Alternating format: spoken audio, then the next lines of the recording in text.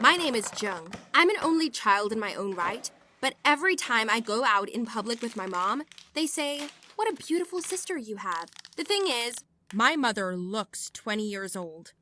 Once it got in my way. My mother's name is Kim, and our age difference is 20 years, so she is now 36. My mom always looked great. For as long as I can remember, she's been wearing makeup in the morning and in the evening. My father admires her beauty every day, and my mother says that it's all about blood. We are Koreans. We age slowly outwardly. And then literally in one day, we are closer to old age. I believed her because I had a clear example before my eyes. My mother and I were about the same height, 160 centimeters, but I was a little plumper, and my mother is slim. I was already used to loud compliments to her every time we went to the stores or to the market for food. At first, I didn't think it was because my mom looked great, but rather that I didn't look great. But then she found out that she was told that in any society. And then I began to take advantage of this. A young mother is a mother who understands. She taught me how to use cosmetics and bought a separate one for me, for young skin. She allowed me to wear her things, shoes, and made me beautiful hairstyles without any problems. I love to record videos and post everything online. My mother never refused to participate in commercials. She had a great sense of humor and sang divinely. We didn't look much alike. I looked more like my father. I only shared my secrets about guys with her. I knew that she would always support and give good advice. Just recently, I met a guy named Lin. He was new in our class. Oh, all my classmates noticed such a handsome boy. And oddly enough, he began to communicate more with me than anyone else. There was no limit to my happiness. We sat together in class, and every day he brought me some fruit for lunch. It's the cutest thing you can think of. Lynn started courting me and returned the favor. I told my mother about our first kiss, and she wished me luck and told me not to lose my head. I knew she was happy for me, even though she was very worried. Lynn and I went on dates 1 to 2 times a week, to the movies, to cafes, or just for a walk. We always had something to talk about. I fell more and more in love with him. Once, he even wrote a song in my honor and sang it when we were sitting in the park at sunset. It was beautiful.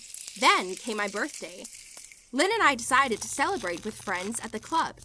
He promised to pick me up in the evening, told me to be ready by 7. All day, my mother and I ran around looking for an outfit for me, and I found the perfect dress and shoes. I couldn't wait to show my favorite guy. "You're just a princess," my mother said as she helped me get ready for the party. She gave me one last hug, and I just had to put the finishing touches on it. The bell rang in the house, and my mother ran to open the door. It was my lover. Beaming with happiness and sequins, I went down the stairs. My mother was just talking to him about something. I kissed her on the cheek, and we went to the club. "You didn't say you had a sister," Lynn said on the way. "I don't have one. It's my mother," I said. His face changed in an instant. It was evident that he was shocked. "Your mom? She looks so young," he said. I reassured him by telling him that he wasn't the first person to say that. The evening was fun and easy, except that Lynn was acting a little strange. Not as usual. "Is everything all right?"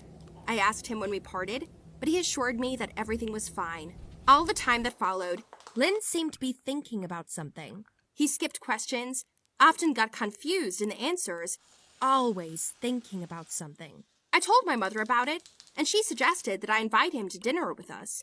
It was a great idea. We made dinner, and Lynn came in time. Dad was on a business trip at the time, so the 3 of us spent the evening together. "This is for you," he said, handing a bunch of flowers to my mom. She was flattered and politely thanked him. "Why are you dressed up like this? We're not going to a restaurant," I told him and laughed. He was embarrassed. This evening, I saw it from the other side, as it is.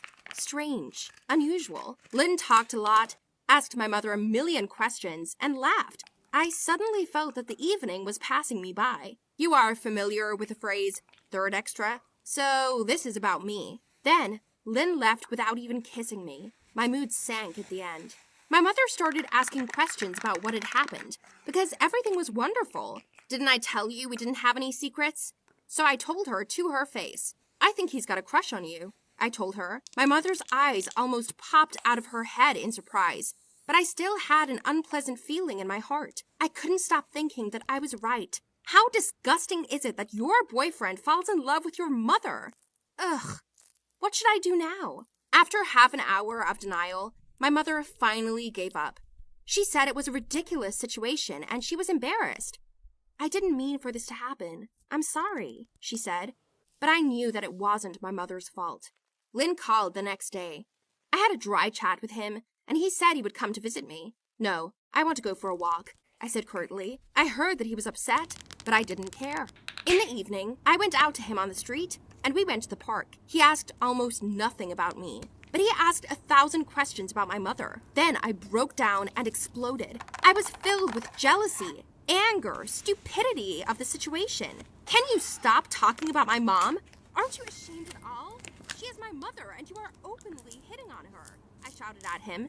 Lynn strenuously denied it. You thought I was being polite and paying more attention to her. I wanted to make a positive impression, nothing more, he said, but I didn't believe him. I knew too well when he was lying. The problem was that I fell head over heels in love with this guy, but I knew that such a relationship would not go far. Gathering my thoughts, I took a deep breath and said we should break up. Lynn was sad, but I was also hurt. I called a taxi and went home hysterical. My mother calmed me for a long time.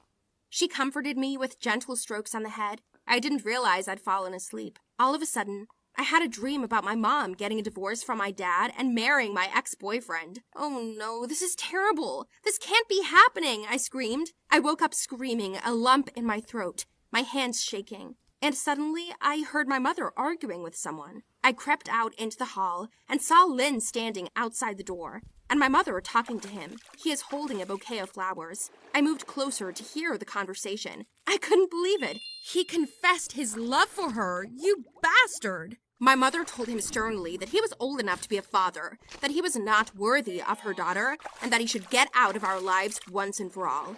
She was so angry, and then she took the flowers from his hands and threw them away. Go away and don't come back, she screamed. What was it like for me? It was awful, disgusting and bad.